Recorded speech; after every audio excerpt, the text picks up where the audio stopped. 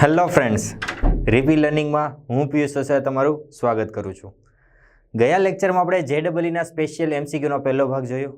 તો જેડબલઈના રિલેટેડ અને concept clear થાય એવા એમસીક્યુનો આજે બીજા પાર્ટ સાથે આગળ વધારીએ આપણી જ્ઞાનની સરવાણીને કે ગ્રહની સપાટી પર ગુરુત્વ પ્રવેગ √6/11g છે, જ્યાં g એ પૃથ્વીની સપાટી પરનો ગુરુત્વ પ્રવેગ છે. બરાબર છે. તો ગ્રહની સપાટી પર ગુરુત્વ પ્રવેગ એટલે GP આ રીતનું કહી દઉં, √6/11g આ રીતનું થાય, આપેલું જ છે. ગ્રહની સરેરાશ દળ ઘનતા પૃથ્વીની સરેરાશ દળ ઘનતા કરતા 2/3 ગણી છે. બરાબર છે. બીજું શું આપેલું છે? ઘનતાની વાત કરેલી છે. તો ગ્રહની ઘનતા એ પૃથ્વીની ઘનતા, જેને હું રો વડે બતાવું છું, એના કરતા 2/3 2/3 ગણી છે. જો પૃથ્વીની સપાટી પર નિષ્ક્રમણ ઝડપ, પૃથ્વીની સપાટી એટલે VE કેટલી આપેલી છે? 11 કિલોમીટર પ્રતિ સેકન્ડ. જો મિત્રો કદાચ આ 11 કિલોમીટર પ્રતિ સેકન્ડ ન આપેલું હોય તો તમને ખ્યાલ હોવો જોઈએ કે નિષ્ક્રમણ ઝડપ પૃથ્વી માટે 11 કિલોમીટર પ્રતિ સેકન્ડ છે. બરાબર. તો ગ્રહ પર નિષ્ક્રમણ ઝડપ મેળવવું. બરાબર. તો ગ્રહ પર એટલે કે VP નિષ્ક્રમણ ઝડપ મેળવો. તો સૌથી પહેલા નિષ્ક્રમણ ઝડપનું સૂત્ર તમને આવડતું હોવું જોઈએ, પરંતુ એની પહેલા તમારી પાસે એક આ ફોર્મ્યુલા છે G. હવે આપેલો છે એટલે ટૂંકમાં ક્યાંક ઉપયોગ તો થતો જ હશે. કેમ નહીં? કેમ? કારણ કે G આપેલો છે તો મને કંઈક એવી વસ્તુ મળશે જે મારે આગળ નિષ્ક્રમણ ઝડપના સૂત્રમાં ઉપયોગી થઈ શકે, કારણ કે નિષ્ક્રમણ ઝડપમાં દળ જોઈએ અને આમાં આપણે દળનો કોઈ ઉલ્લેખ કરેલો નથી, એટલે આપણે ઘનતા આપેલી છે. બરાબર છે. હવે આપણે અહીં ગુરુત્વ પ્રવેગ આપેલો છે, તો તમને ખ્યાલ છે ગુરુત્વ પ્રવેગ =gm/r². બરાબર છે, કઈ વાંધો નહીં. પણ મારી પાસે દળ નથી પરંતુ ઘનતા છે. બરાબર. તો જો હું પૃથ્વીની વાત કરતો હોય તો GE/me/RE² આ રીતનું થશે. બરાબર છે. GME મારી પાસે દળ નથી પરંતુ ઘનતા છે. બરાબર. તો પૃથ્વીની ઘનતા મેં રો વડે બતાવવાનું કીધેલું. બરાબર. અહીંયા અર્થ લખું છું એટલે હમણાં પ્લેનેટનું લખીએ એટલે તમને બદલવામાં ખ્યાલ આવે. બરાબર. RE² અને દળ છે તો અહીં ઘનતા એવું ગુણ્યા કદ તો કરવાનું બાકી છે ને, 4/3π REQ² કટ થશે.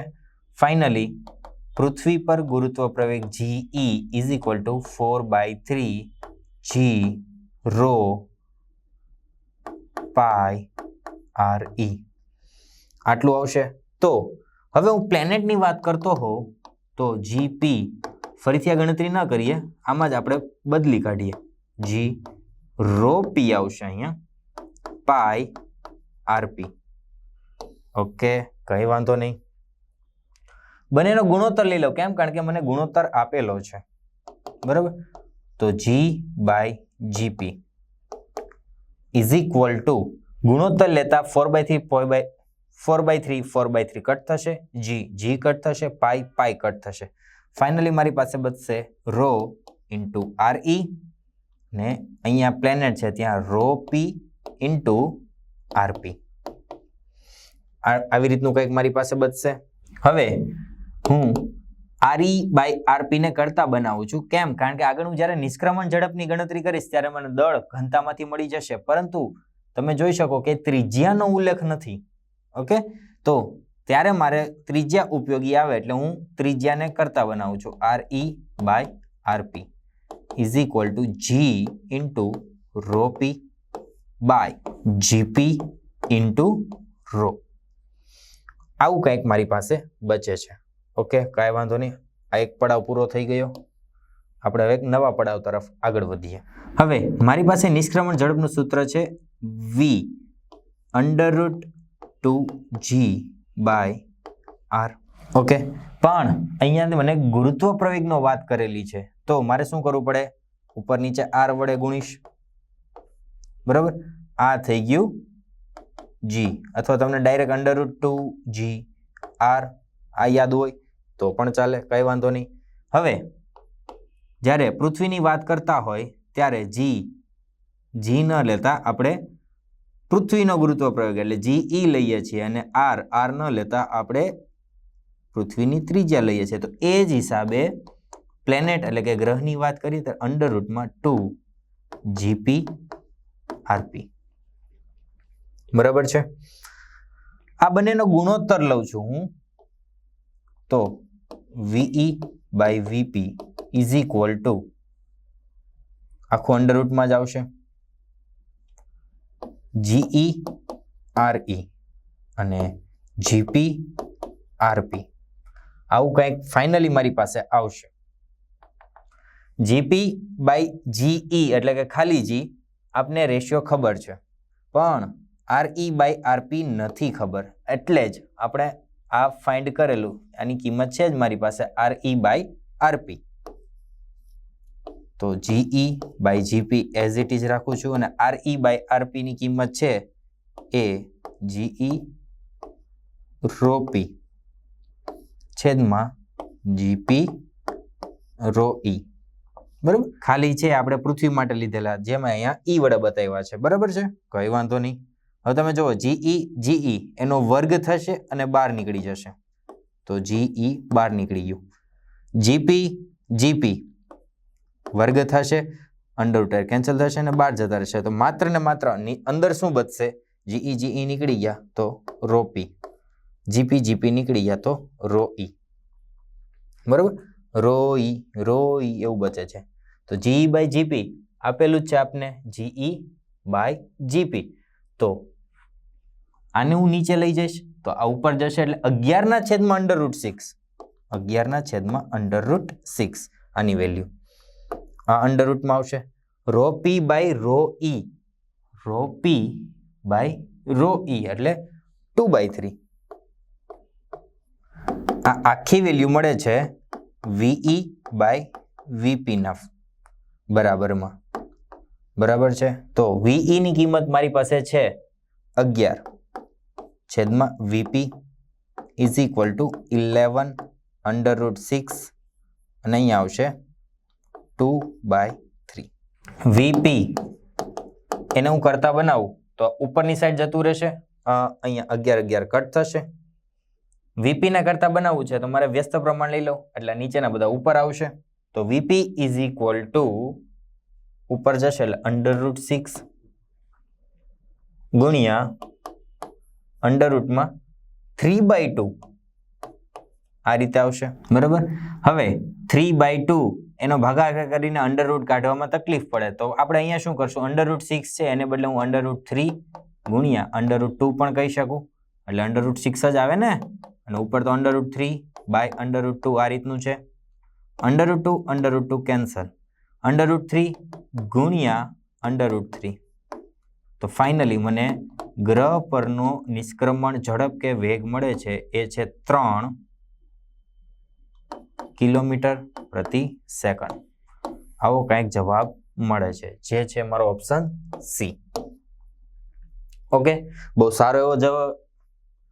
સારો એવો એક્ઝામ્પલ હતો, થોડોક લેન્ધી હતો, પણ તમે સ્પીડ જો તમારી સારી હશે તો તમે સારી રીતે કવર કરી શકશો. શું કીધેલું હતું કે એક ગ્રહની સપાટી પર ગુરુત્વ પ્રવેગ √6/11g છે, જ્યાં g એ પૃથ્વીની સપાટી પરનો ગુરુત્વ પ્રવેગ છે. ગુરુત્વ પ્રવેગની વાત પૂરી થઈ ગઈ, સરેરાશ દળ ઘનતા આવી. તો સરેરાશ દળ ઘનતા ગ્રહની એ પૃથ્વીની ઘનતા કરતા 2/3 ગણી છે. બરાબર, કઈ વાંધો નહીં. પૃથ્વીની સપાટી પરની નિષ્ક્રમણ ઝડપ VE આપને 11 કિલોમીટર/સેકન્ડ આપેલું હોય તો નિષ્ક્રમણ ઝડપ મેળવવાનું કીધેલું હતું. હવે અહીંયા ગુરુત્વ પ્રવેગની વાત કરેલી છે પણ નહીં, હવે અહીં દળ ઘનતા આપેલી છે એટલે દળનો કોઈ પ્રશ્ન નથી, અને નિષ્ક્રમણ ઝડપનું સૂત્ર જોઈશો તો તમને દળના છેદમાં કંઈક ત્રિજ્યા આવે છે. હવે ત્રિજ્યા મારી પાસે નથી તો એ લોકોએ ગુરુત્વ પ્રવેગ આપેલો છે એટલે તમને બ્લિંક થઈ જવું જોઈએ કે આપણે ત્રિજ્યા ફાઇન્ડ કરવાની છે. ત્રિજ્યા ફાઇન્ડ કરવા માટે G નું સૂત્ર છે જ મારી પાસે. E ના ફોર્મમાં એટલે કે પૃથ્વી માટે લખીએ ત્યારે પૃથ્વીનું દળ અને ત્રિજ્યા આવશે. દળ નથી મારી પાસે, પણ ઘનતા ઇન્ટુ કદ. બરાબર, આ રીતે કરીએ એટલે મને ફાઇનલી પૃથ્વીની સપાટી પરનો ગુરુત્વ પ્રવેગ ઘનતા અને ત્રિજ્યાના ફોર્મમાં મળી જશે. ઓકે, હવે ગ્રહની વાત કરું તો માત્ર ને માત્ર ઘનતા અને ત્રિજ્યા બદલાવશો એટલે ગ્રહનો પણ ગુરુત્વ પ્રવેગ મળી જશે. બંનેનો ગુણોત્તર લઈ લઉં છું. તો એમાં RE/RP જે આપણી માટે અચળ છે તો એને આપણે રાખી દઈએ. ચલો, આ રેશિયો ક્યાંક કામ આવશે. ઓકે, એક ચેપ્ટર પૂરું. હવે ચેપ્ટર 2 કે નિષ્ક્રમણ ઝડપનું સૂત્ર છે, પણ આપણે પહેલેથી વાત જ ગુરુત્વ પ્રવેગથી શરૂ થઈ ગઈ હતી. તો આ જે સૂત્ર હતું એમાં આપણે ગુરુત્વ પ્રવેગ લાવવો પડે. તો આપણે નીચે અને ઉપર RR વડે ગુણ્યો તો √2GR એવું મળ્યું. પૃથ્વીની વાત કરું ત્યારે GE અને RE અને પ્લેનેટની વાત કરું ત્યારે GP અને RP બેનો ગુણોત્તર લઈ લીધો. જો અહીંયા તમારે ગુણોત્તર એનો ઉપયોગ થશે. GE નો વર્ગ બહાર નીકળી જાય, GP નો વર્ગમૂળ કેન્સલ એટલે 12 આવી જશે. તો અંદર માત્ર ને માત્ર ρP/ρE આ રીતે મળેલું છે. બરોબર, બંને વચ્ચેના સંબંધ આપેલા હતા, એ કિંમતો મૂકી છે. પછી અહીંયા એક પ્રોબ્લેમ આવેલો હતો. તો જો તમને આ એક્ઝામ્પલ સારી રીતે પ્રેક્ટિસ કરેલો હોય તો તમને ખ્યાલ આવી જશે કે √6 એને બદલે આપણે √3 ઇન્ટુ √2 લખીએ તો √2 કેન્સલ થઈ જાય એટલે √3 ગુણ્યા √3 એટલે 3. ફાઇનલી આપણો જવાબ C 3 કિલોમીટર પ્રતિ સેકન્ડ બહુ સારી રીતે મળી જાય. ઓકે, આગળ વધીએ. સમાન નિયમિત ઘનતા ρ ધરાવતા બે ગોળીય ગ્રહો P અને Q ના દળ અનુક્રમે ચાલો લખી દઈએ P ગ્રહ છે એની માટે દળ આપેલું છે MP મધ્યપ્રદેશ ભારત કા દિલ, અને Q ગ્રહ માટે દળ = MQ. બરાબર, તો ક્ષેત્રફળ છે P ગ્રહનું ક્ષેત્રફળ છે A, તો P ના કોલમમાં લખી દઈએ ક્ષેત્રફળ છે A, અને Q નું ક્ષેત્રફળ છે 4A એટલે આનું ક્ષેત્રફળ છે 4A. બરાબર, ઘનતા બંનેની સમાન છે એ પણ લખી દઈએ, કદાચ ક્યાંક વપરાઈ જાય. ઘનતા સમાન છે. ઓકે, આટલી વસ્તુ લઈને એટલે આટલા શસ્ત્રો લઈને આપણે શું મેળવવાનું છે કે P અને Q પરથી પ્રક્ષિપ્ત ઝડપો અનુક્રમે VP અને VQ હોય તો VP/VQ નો કંઈક અથવા VQ/VP નો રેશિયો કંઈક મળવો જોઈએ. તો એ શું મળે? કંઈ નહીં, ચલો ફાઇન્ડ કરીએ. તો ઘનતા સમાન આપેલી છે ત્યાંથી જ આપણે શરૂઆત કરીએ. તો ρP = ρQ આવું કંઈક આપેલું છે. બરાબર, ઘનતા સમાન છે. હવે ઘનતા એટલે દળના છેદમાં કદ V. બરાબર, અને Q માટે હોય તો MQ/VQ. બરાબર છે. ચલો, દળ તો MP અને MQ આપેલું છે. હવે તમને ખ્યાલ છે કે કદ બરાબર જ્યારે ગોળાકાર વસ્તુની હોય ત્યારે આપણે કીધેલું છે કે નિયમિત ગોળીય ગ્રહો છે એટલે ગોળાકાર વસ્તુની વાત કરેલી છે. તો ગોળીય વસ્તુનું કદ એ ક્ષેત્રફળ ગુણ્યા ત્રિજ્યાના છેદમાં 3 આ રીતે હોય. ચલો કન્ફર્મ કરો. ગોળાકાર વસ્તુનું ક્ષેત્રફળ 4πr² ગુણ્યા ત્રિજ્યા r/3 આવી ગયું 4πr³ આવી ગયું 4/3πr³ જે આ કદ હતું. એટલે ટૂંકમાં એને હું MP AP ઇન્ટુ RP ગુણ્યા 3 એના વડે બતાવી શકું. અહીંયા MQ સેમ આ જ વસ્તુ પણ P ને બદલે Q ની વાત કરશું એટલે AQ ગુણ્યા RQ ગુણ્યા 3 કટ થશે અને ક્ષેત્રફળની કિંમતો મૂકી દઈએ. MP/AP એટલે P ગ્રહનું ક્ષેત્રફળ A છે ગુણ્યા RP = MQ AQ એટલે Q ગ્રહ માટેનું ક્ષેત્રફળ તો ત્યાં છે 4A ગુણ્યા RQ આ રીતનું છે. A કટ થશે તો ફાઇનલી મારી પાસે કંઈક બચશે એ છે MP/AP RP is equal to MQ by RQ ને 4. આ રીતનું કંઈક આવશે.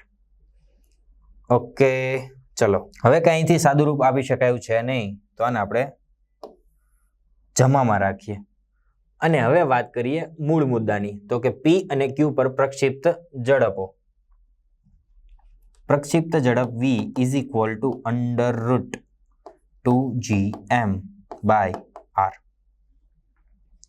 બરાબર. હવે જો હું P ગ્રહની વાત કરું તો VP થઈ જશે અને અહીંયા આવશે દળ MP અને અહીંયા આવશે RP. પણ MP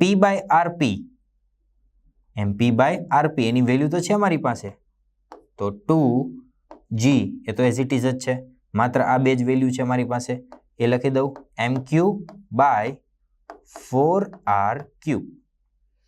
ઓકે, તો અહીંયા ધ્યાન આપો, આ તો 4 છે એટલે 1/√4, √4 એટલે 2 એટલે 1/2. ઓકે, આને હું બહાર કાઢું છું તો 2 આવશે અને ફાઇનલી મારી પાસે શું બચશે 2g MQ બાય RQ. પણ આ શું છે √2g MQ બાય RQ એ તો Q ગ્રહ પરના નિષ્ક્રમણ ઝડપનું સૂત્ર છે. ઓકે, તો VP બાય VQ, VQ ને આ સાઈડ નીચે જવા દઉં છું, તો VP બાય VQ નો કંઈક રેશિયો આવે છે 1/2. Okay, yes, VP by VQ નો રેશિયો છે 1/2. બહુ સારો એવો એક્ઝામ્પલ હતો, પણ આ એક કોન્સેપ્ટ બ્લિંક થશે તો જ આ MCQ તમે સારી રીતે પરફોર્મ કરી શકશો. શું હતું કે સમાન નિયમિત ઘનતા આપેલા બે ગ્રહો P અને Q હતા, જેના દળ MP અને MQ છે. તેના ક્ષેત્રફળ A અને 4A હતા. તો તેના નિષ્ક્રમણ ઝડપો અનુક્રમે VP અને VQ હોય તો એનો આપણે રેશિયો મેળવવાનો હતો. બરાબર છે. તો P ગ્રહ માટેની વાત કરું તો દળ ઇઝ ઇક્વલ ટુ MP, ક્ષેત્ર A આપેલું છે, Q માટે દળ MQ અને એનું ક્ષેત્રફળ 4A હતું, રો સમાન હતો. બસ, તો જે સમાન છે ત્યાંથી જ આપણે આપણી ગાડીને આગળ વધારીએ. તો રો P અને રો Q બે સમાન છે. ઘનતા એટલે દળના છેદમાં કદ, પણ ગોળાની વાત કરીએ ત્યારે કદ ઇઝ ઇક્વલ ટુ ક્ષેત્રફળ ઇન્ટુ ત્રિજ્યા બાય 2. પછી એની ગણતરી મેં બતાવી કે 4πr² અને r/3 બેનું કમ્બાઈન કરો તો કદ જ મળે છે. તો એ જ વસ્તુ અહીં આપણે ઇમ્પ્લિમેન્ટ કરી, કદને બદલે A ઇન્ટુ r/3, 3 કટ થઈ ગયા. ક્ષેત્રફળની કિંમતો બંનેની છે મૂકી દીધી, પણ આગળ સાદું રૂપ કઈ મળી શકે એમ નથી, એટલે MP બાય RP આપણે રાખી દીધું કે ક્યાંક વપરાશ is equal to MQ by 4RQ. ચલો આને સાચવી દઈએ, જમામ પાડી દઈએ અને હવે વાત કરીએ નિષ્ક્રમણ ઝડપની. તો નિષ્ક્રમણ ઝડપ VP is equal to √2g MP by RP. MP by RP એની કિંમત અહીંયા મૂકી દઈએ MQ બાય 4RQ. પણ √2g MQ બાય RQ એટલે તો VQ છે અને અહીં 4 હતા એ બહાર નીકળે એટલે 1/2. તો VP by VQ is equal to 1/2, જે આપણો ઓપ્શન ડી છે. ઓકે, બહુ સારો એક્ઝામ્પલ હતો, આ કોન્સેપ્ટ ખાસ યાદ રાખજો અને આગળ કે બીજા MCQ માં યુઝ થતો હોય તો કરી લેવાનો છે. આગળ વધીએ. X અક્ષના ઉદ્ગમ પર રાખેલ પદાર્થ પરથી X અંતરે રહેલા દળને કારણે ઉદ્ભવતી ગુરુત્વાકર્ષી તીવ્રતા. ઓકે, કન્ફ્યુઝન ન કરતા, સરળ છે એકદમ કે આ X છે અક્ષ, એના ઉદ્ગમ પર એક પદાર્થ રાખેલો છે. બરાબર. હવે એ પદાર્થ છે એ દળ ધરાવે છે, એટલે દળ ધરાવે એટલે એની આંતરિક ગુણધર્મને કારણે કંઈક અંતરે ગુરુત્વાકર્ષી તીવ્રતા હશે. તો આપણે કીધું છે કે X અંતરે, તો X અંતરે ધારો કે એની ગુરુત્વાકર્ષી તીવ્રતા એટલે કે E એ આપેલી છે AX by x² plus a²√3/2. જો અનંત અંતરે ગુરુત્વીય સ્થિતિમાન શૂન્ય લેવામાં આવે, અનંત અંતરે ગુરુત્વીય સ્થિતિમાન શૂન્ય લેવામાં આવે તો X અક્ષના ઉદ્ગમથી સ્મોલ x અંતરે ગુરુત્વીય સ્થિતિમાનનું મૂલ્ય એટલે કે આ બિંદુ પાસે ગુરુત્વીય સ્થિતિમાનનું મૂલ્ય કેટલું હશે? બરાબર છે. ચલો, આ MCQ સોલ્વ કરવા માટે તમારે સંકલનના અમુક બેઝિક સૂત્રો આવડવા જરૂરી છે. બરાબર, તમે મેથ્સ વાળા સ્ટુડન્ટ છો એટલે તમને બહુ સારી રીતે ખ્યાલ હશે. ચલો, આપણી પાસે બે વસ્તુ છે, એક x અંતરે ગુરુત્વાકર્ષી તીવ્રતા છે અને અનંત અંતરે વિદ્યુત સ્થિતિમાન આપેલું છે. ઓકે, હવે ગુરુત્વાકર્ષી તીવ્રતા આપેલી છે અને મારે સ્થિતિમાન મેળવવું હોય તો બંને વચ્ચેનો સંબંધ લેવો પડે. હા કે ના? બરાબર. અને તમને ખ્યાલ જ છે બહુ સંબંધ સારી રીતે કે E is equal two -dv/dx. આ રીતનું કંઈક સૂત્ર છે. ઓકે, E મને આપેલો છે, V મારે મેળવવો છે, તો આ dx ને હું સામેની બાજુ જવા દઉં તો dv is equal two -E into dx. બરાબર, આ રીતે આવે. આ તો સૂક્ષ્મ ગુરુત્વીય સ્થિતિમાન થયું કે જ્યારે dx જેટલો સૂક્ષ્મ ફેરફાર થતો હોય ત્યારે મારે સંપૂર્ણ એટલે કે અનંત અંતરેથી અહીંયા આવીએ ત્યાં સુધીનો મારે ફેરફાર લઈને કુલ વિદ્યુત સ્થિતિમાન મેળવવું હોય તો મારે સંકલન આપવું પડે. હા કે ના? ઓકે, ચલો, આ રીતનું કંઈક આવશે. હવે આપણે લિમિટ આપી દઈએ કે જ્યારે x ઇન્ફાઇનાઇટ પર હોય એટલે કે અનંત અંતરે પદાર્થ હોય ત્યારે એનું સ્થિતિમાન લઈ લઉં છું હું v ઇન્ફાઇનાઇટ, અને જ્યારે કોઈ બિંદુ લઈ લઉં, ચાલો આ જ બિંદુએ, આ બિંદુએ જ્યારે આવે ત્યારે અંતર કેટલું છે તો કે x, તો અહીંયા લઈ લઉં x, ત્યારે વિદ્યુત સ્થિતિમાન છે કેપિટલ V. ઇન શોર્ટ મારે કેપિટલ V મેળવવાનો છે. બરાબર છે, કઈ વાંધો નહીં. ચલો, આનું તો સંકલન તમે બહુ સારી રીતે ખ્યાલ છે. V આવશે, V અને V infinite is equal two E, અને આ બાજુનું સંકલન જોઈએ તો ઇન્ફાઇનાઇટ ટુ x. E ની વેલ્યુ છે મારી પાસે આપેલી જ છે, ax x² પ્લસ a² નું 3/2 ઇન્ટુ dx. ઓકે, સરસ. ચાલો, આને આપણે અપર લિમિટ આપી દીધું capital V minus V infinite, પણ V ઇન્ફાઇનાઇટ એ તો શૂન્ય છે એટલે અહીંયા આવશે કેપિટલ V જે આપણે મેળવવાનો છે. એટલે ટૂંકમાં અહીંયા જે જવાબ મને મળશે એ મારો કોઈક એકાદો ઓપ્શન હશે. પણ પ્રશ્ન આવે છે કે આનું સંકલન કઈ રીતનું થશે. એમાં a છે એ કોન્સ્ટન્ટ છે એટલે બહાર આવી જશે, ઇન્ફાઇનાઇટ ટુ x. ફાઇનલી મારી પાસે બચે છે x dx x² plus a² raise to 3/2. હવે આ કૌંસને ઉપર લઈ જાઓ તો 3/2 જે ઘાત છે એ કેવી થઈ જશે? માઇનસ થઈ જશે. x અને ઇન્ફાઇનાઇટ એટલે x² plus a² minus 3/2 into x dx. બરાબર, આ રીતનું કંઈક સૂત્ર મળે છે. હવે તમને ખ્યાલ હશે સંકલનના નિયમ મુજબ કે કોઈ અંદરનો કૌંસ છે એનું જો વિકલન બાજુમાં આપેલું હોય તો જે ઘાત હોય એ ઘાતમાં એક વધારો અને વધેલી ઘાત નીચે આવે. બરાબર, તો અંદરનું તમે સંકલન જોવો તો અંદરના કૌંસનો આપણે એટલે કે સહગુણકનો વિકલન કરીએ તો શું મળે તો કે આનું વિકલન ચાલો અહીંયા બતાવી દો, x² પ્લસ a². આનું જો વિકલન કરું કોઈની સાપેક્ષે નહીં, જસ્ટ વિકલન. તમે સંકલનના બહુ વધારે એક્ઝામ્પલ સોલ્વ કર્યા તમને ખ્યાલ જ હશે. આ આગળની તરફ આવે તો 2x ઇન્ટુ dx, અને આ તો કોન્સ્ટન્ટ છે તો એ થઈ જશે 0 એટલે પ્લસ 0. ફાઇનલી આનું વિકલન આવે છે 2x dx. તો x dx છે 2 મારે લાવવો પડે તો હું શું કરીશ? બોલો શું કરીશ? માઇનસ એ હતો, 2 વડે ભાગી દઉં ને 2 વડે ગુણી દઉં છું. બરાબર, તો ઇન્ફાઇનાઇટ અને અહીંયા આવશે x, x² plus a² minus 3/2 into 2x dx. Okay, હવે તો સરળ થઈ ગયું. આ ઘાતમાં એક સરવાળો એટલે માઇનસ 3/2 પ્લસ 1, તો 2 સામે આવશે એટલે માઇનસ 1/2, તો માઇનસ a/2. આનું હું કરી દઉં છું તો આવે છે -1/2 એટલે નીચેની તરફ આવશે x square plus S square, -1/2 તો નીચે આવે એટલે ખાલી 1/2.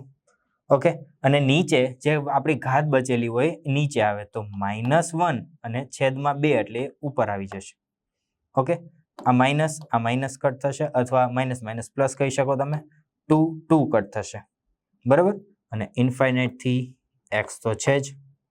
બરાબર, ચાલો હવે લિમિટ મૂકી દઉં છું. તો એક્સ મૂકીશ તો એક્સ જ આવશે, અને જ્યારે ઇન્ફાઇનાઇટ મૂકું તો 1/∞ એટલે શૂન્ય જ આવવાનું છે. એટલે ફાઇનલી મને જે જવાબ મળશે એ મળશે a √x² પ્લસ s². બરાબર ને, 1/2 ની બદલે મેં અંડરરૂટ ઉપર ખાલી એ જ બચેલો છે. આ મને મળશે ગુરુત્વીય સ્થિતિમાન x અંતરે. તો ફાઇનલી મને x અંતરે ગુરુત્વીય સ્થિતિમાન મળશે એ હશે a/√x² પ્લસ s². તો yes, that's one, option A. બરાબર છે, એકદમ સરળ દાખલો. તો પણ જો તમને સંકલન બહુ સારી રીતે આવડતું હોય અને એના બધા જ નિયમો ખ્યાલ હોય તો તમે આસાનીથી આ દાખલાને સોલ્વ કરી શકો. આપણે કોઈ એક ઉગમ બિંદુ પાસે એક દળ મૂકેલું હતું અને દળ પોતાના ગુણધર્મને કારણે ગુરુત્વાકર્ષી તીવ્રતા ધરાવતો હશે. એ ગુરુત્વાકર્ષી તીવ્રતા કોઈ x અંતરે આપને ax/x² પ્લસ a²√3/2 આપેલી હતી. બરાબર, ગુરુત્વાકર્ષી તીવ્રતા આપેલી છે અને મારે વિદ્યુત સ્થિતિમાન મેળવવું હોય તો એનું સૂત્ર છે જ મારી પાસે, E = -dv/dx. E આપેલો છે તો અને v મેળવવાનો છે તો v ને હું કરતા બનાવીશ તો -e × dx. આ સૂક્ષ્મ સ્થળાંતર માટે મળતું ગુરુત્વીય સ્થિતિમાન હતું. તો મારે સંપૂર્ણ જોતું હોય તો સંકલન લેવું પડે. સંકલન લઈ લીધા બાદ કિંમતો મૂકીએ તો ફાઇનલી એક સ્ટેપ મને આવું મળશે.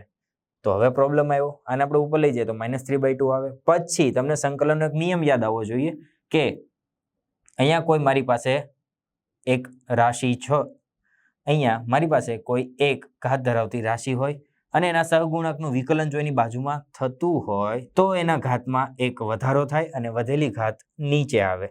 તો આ રીતે પ્લસ આ રીતે -3/2 માં એક ઘાત ઉમેરીએ તો -1/2, જે નીચે જતા +1/2 થઈ જાય અને -1/2 નીચે આવશે અને 2 ઉપર જાય, 2 કટ થાય.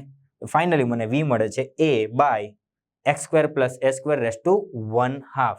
બરાબર, ચલો આગળ. જો પૃથ્વી અને સૂર્ય વચ્ચેનું અંતર હાલના અંતર કરતા અડધું કરવામાં આવે, પૃથ્વી અને સૂર્ય વચ્ચેનું અંતર, તો પૃથ્વી અને સૂર્ય વચ્ચેનું અંતર હાલમાં ધારો કે છે r, એને અડધું કરવામાં આવે તો વર્ષમાં દિવસની સંખ્યા. કઈ વાંધો નહીં, આપણી પાસે સમીકરણ છે જ, t² ચલે છે r³. બરાબર છે, ચલો t1² કે જ્યારે અત્યારે નોર્મલ હાલની જે પરિસ્થિતિ છે ત્યારનો t², જેને હું 1 વડે બતાવું છું એટલે t1² નીચે આવશે. જો અંતર અડધું કરવામાં આવે ત્યારે જે આવર્તકાળ થશે એને હું t2 વડે બતાવું છું. બરાબર, અને જો પૃથ્વી અને સૂર્ય વચ્ચેનું હાલનું અંતર r હોય તો એ આવશે r, અને બીજા કિસ્સામાં એમ કીધું છે કે પૃથ્વી અને સૂર્ય વચ્ચેનું અંતર હાલના અંતર કરતા અડધું કરવામાં આવે એટલે બીજો જે r2 આવશે આવશે r/2 અને એ ઉપર જતો રહેશે અને એની છે ક્યુબ.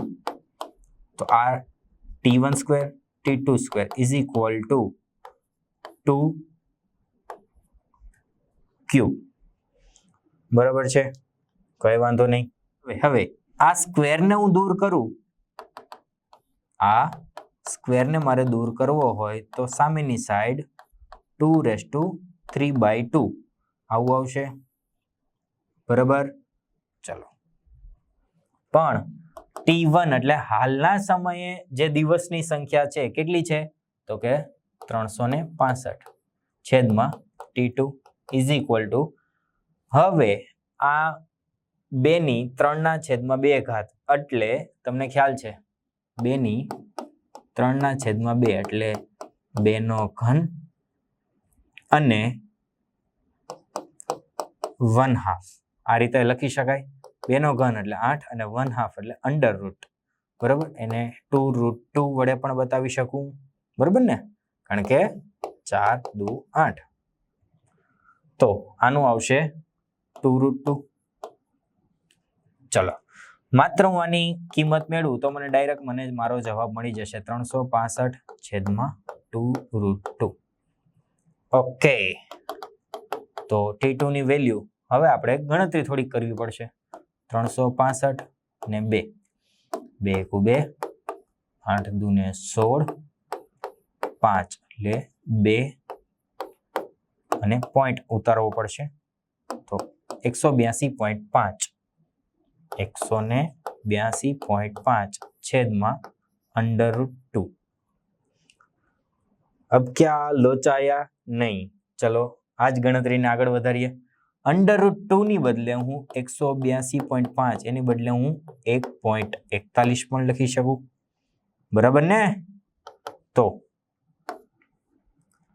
ચલો હું ડિજિટ દૂર કરું છું તો 118.25 થશે, નીચે આવશે 141 અને અહીં આવશે 10. કેમ? કારણ કે આનો 10 નીચે અને આના 100 ઉપર, એક કટ થઈ જાય એટલે ઉપર 10 બચશે. હવે મારે આ ભાગાકાર મેળવવો પડે તો વળી પાછા ચાલો કોઈ પણ પ્રકારની આળસ કર્યા વગર, કારણ કે સારા એવા માર્ક્સ આપી જશે ને બહુ સરળ છે. 141 તો જોતા જ ખ્યાલ આવે છે પહેલા 1 વડે જ ભાગ ચાલતો હશે. ઓકે, 41 જેવું આવે છે. 5 નીચે ઉતારીએ, 415. હવે 141 નો ઘડિયો તો આપણે શકુંતલા દેવી તો છે નહીં, એટલે આપણે આ રીતે કરશું 141 અને ચલો 2 8 282. ઓકે, આગળ વધારી 141 ને 3 4 13 12 3 ને 4 423 વધી જાય છે એટલે 2 વડે જ ભાગ ચાલશે. 282 તો અહીં આવશે 3, આ 11 ના અહીં આવશે 1 9 અને અહીં આવશે 3 133. બરાબર, 133 વડે ભાગ નહીં ચાલે તો શું કરશું? પોઈન્ટ મૂકશું ને અહીંયા 0 ઉતારશું. 330 તો 1330. જો આને 10 વડે ભાગીએ તો 1410 આવે, જ્યાંથી વધી જાય તો 99% 9 વડે જ ભાગ ચાલવો જોઈએ. તો 9 × 9 9 × 4 36 9 10 11 12 12 69 એટલે પોઈન્ટ નહીં સોરી 0.9 અહીંયા આવશે 12 69. ઓકે, ટૂંકમાં 12.9 જેવી વેલ્યુ આવે છે. તો 12.9 આ 10 તો છે જ હજી ગુણ્યા 10 એટલે ફાઇનલી 129 દિવસ, બરોબર ને? આની વડે 10 ગુણે તો જ્યારે પૃથ્વી અને સૂર્ય વચ્ચેનું અંતર અડધું કરવામાં આવે તો વર્ષમાં દિવસની સંખ્યા થઈ જાય 129 દિવસ. બરાબર, આવું થઈ જાય તો કેવું થઈ જાય? ડાયરેક્ટ કેલેન્ડરનો ખર્ચો વધી જાય અને આપણે સિલેબસ પૂરો કરવામાં પણ અઘરું થઈ જાય. પણ આ તો ક્યારેય શક્ય થવાનું જ નથી. એટલે આપણે 365 દિવસ છે ને તમારી પાસે 1 મહિનો ઓછો છે, કારણ કે રિવિઝનનો પણ ગણવાનું ને. એટલે આ રીતનું કંઈ થશે નહીં. એટલે ચૂપચાપ લાગી પડજો અને બધું જ રિવિઝન અને MCQ કરી નાખજો. એક બાઇનરી સ્ટાર સિસ્ટમ છે, તેના 2 તારાઓ A અને B ના આવર્તકાળ અનુક્રમે TA અને TB છે, જેની ત્રિજ્યાઓ RA અને RB ને દળ MA MB હોય તો આટલા સંબંધોમાંથી કયો સંબંધ સાચો છે? દાખલો ખૂબ સરળ છે, પણ એક કોન્સેપ્ટ તમને ટાઈમે યાદ આવી જાય તો. આમાં બધી જ વેલ્યુઝ અને બધા જ ટર્મ તમારી માટે ઓળખીતા છે, પણ આ એક શબ્દ તમારી માટે નવો છે કે બાઇનરી સ્ટાર સિસ્ટમ. તો બાઇનરી સ્ટાર સિસ્ટમ કોને કહેવાય? તો કે અવકાશમાં 2 તારાઓ કોઈ એક કેન્દ્રને અનુલક્ષીને વર્તુળાકાર માર્ગે ગતિ કરતા હોય તો તેને બાઇનરી સ્ટાર સિસ્ટમ કહેવાય. બરાબર, એટલે બાઇનરી સ્ટાર સિસ્ટમ હોય એનો અર્થ એવો થયો કે આ કોઈ વર્તુળાકાર માર્ગ છે અને અહીંયા એક સ્ટાર છે તો બીજો સ્ટાર અહીંયા હશે. બરાબર, બંને એકબીજાના કેન્દ્રગામી બળને સમતોલીને જ ગતિ કરતા હશે. બરાબર, ટૂંકમાં બંનેનું દ્રવ્યમાન કેન્દ્ર જોઈએ તો એક જ હોય.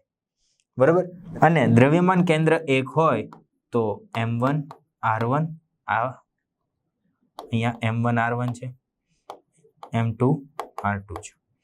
બરાબર, તો M1 R1 = M2 R2 હોય. બરાબર, બાઇનરી સ્ટાર સિસ્ટમ માટે આવું હોય છે. ઓકે, હવે આ બે તારાઓ વર્તુળાકાર માર્ગે ગતિ કરે છે એટલે કે કેન્દ્રગામી બળ હશે અને આ કેન્દ્રગામી બળ છે એ બંને વડે લાગતું ગુરુત્વાકર્ષી બળ સમતોલતું હશે. બરાબર, બંને વચ્ચેનું અંતર હું r² કહી દઉં. ઓકે, તો આ ગુરુત્વાકર્ષી બળ હશે એ પહેલાને પણ કેન્દ્રગામી બળ પૂરું પાડતું હશે અને બીજાને પણ. તો પહેલાને પૂરું પાડતું હોય તો m1 v1² / r1. બરાબર, અને બીજાને પણ પૂરું પાડે તો m2 v2² / r2. ઓકે, તો m1 v1² / r1 is equal two m2 v2² / r2. આ રીતનું કંઈક મળશે મને. પણ v1 એટલે કે વેગ એટલે અંતરના છેદમાં સમય, કારણ કે આપણે અહીંયા આવર્તકાળ મેળવવાનો છે ને. જો બધામાં આવર્તકાળની જ વાત છે તો આવર્તકાળ મારામાં ઇન્ટ્રોડ્યુસ કરવો પડે. તો v1 વેગ ઇઝ ઇક્વલ ટુ અંતર, તો 2πr1 છેદમાં સમય કેપિટલ T1. તો જો v2 ની વાત કરતો તો v2 is equal two 2πr2/t2 થશે. બરાબર, ચલો ઇન્ટ્રોડ્યુસ કરીએ. m1 અને આનો સ્ક્વેર કરું તો અહીંયા આવશે આખાનો વર્ગ એટલે 4π² r2² / T1². ઓકે, અને r1 તો નીચે છે જ અકબંધ. એવી જ રીતના અહીંયા આવશે m2 અને અહીંયા આવશે 4π² r2² ને T2² અને અહીંયા r2 તો હતો જ. ઓકે, ચલો 4π² કટ થઈ જશે. માફ કરજો, અહીંયા r1 આવશે. v1 છે તો r1 આવશે. r1 કટ થશે, r2 કટ થશે. ચલો, તો ફાઇનલી મને જે મળશે શું મળશે કે m1 r1 / T1² is equal two m2 r2 / T2². પણ પહેલી જ વખતમાં મેં લખેલું હતું m1 r1 is equal two m2 r2, એટલે આને કટ કરી દઉં તો ફાઇનલી મને મળશે T1² ને T2². સ્ક્વેરને દૂર કરું તો T1 અને T2. એટલે કે અહીંયા આપણે એક તારણ નીકળે કે બાઇનરી સ્ટાર સિસ્ટમ હોય તો બંને સ્ટારના આવર્તકાળ સરખા હોય છે. બરાબર, બહુ સારો એક્ઝામ્પલ હતો અને એક કંઈક નવો કોન્સેપ્ટ હતો.